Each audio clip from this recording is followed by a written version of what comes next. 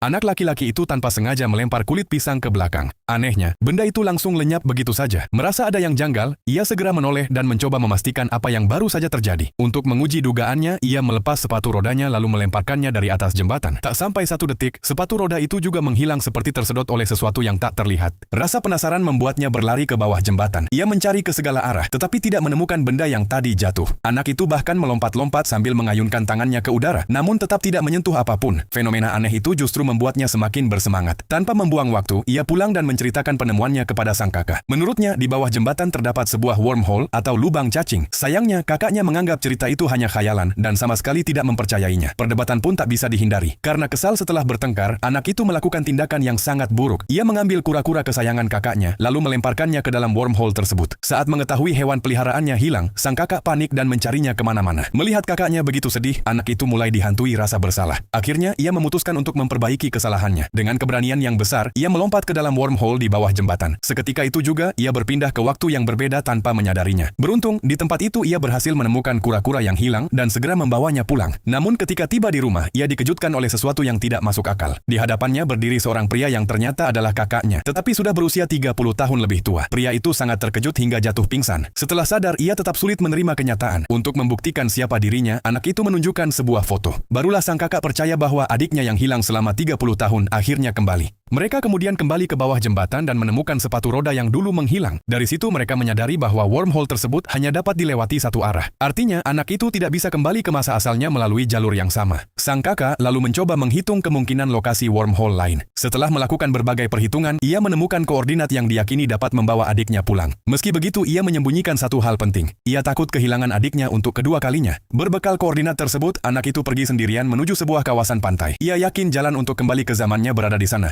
Tanpa ragu, ia langsung melompat ke dalam wormhole yang ditemukan. Tetapi hasilnya jauh dari yang diharapkan. Alih-alih kembali 30 tahun ke masa lalu, ia justru terlempar hingga 80 tahun ke masa lampau. Di sana ia bertemu neneknya saat masih muda. Yang lebih mengejutkan, neneknya kala itu dikenal sebagai petarung gorila yang tangguh. Pertemuan itu membuat anak tersebut sangat bahagia. Mereka bahkan sempat berfoto bersama dan menuliskan tanggal sebagai kenang-kenangan. Sementara itu, sang kakak akhirnya menyadari bahwa koordinat yang ia hitung ternyata salah. Ketika melihat foto yang tergantung di rumah, ia langsung memahami kemana adiknya tersesat. Ia pun menyusul ke masa 80 tahun yang lalu dan berhasil menemukannya. Mengetahui bahwa adiknya harus kembali ke waktunya sendiri, ia membantu mencari jalan keluar. Setelah berbagai usaha, akhirnya anak itu berhasil dikirim kembali ke masa 30 tahun yang lalu. Di sanalah ia kembali bertemu dengan kakak kandungnya yang sebenarnya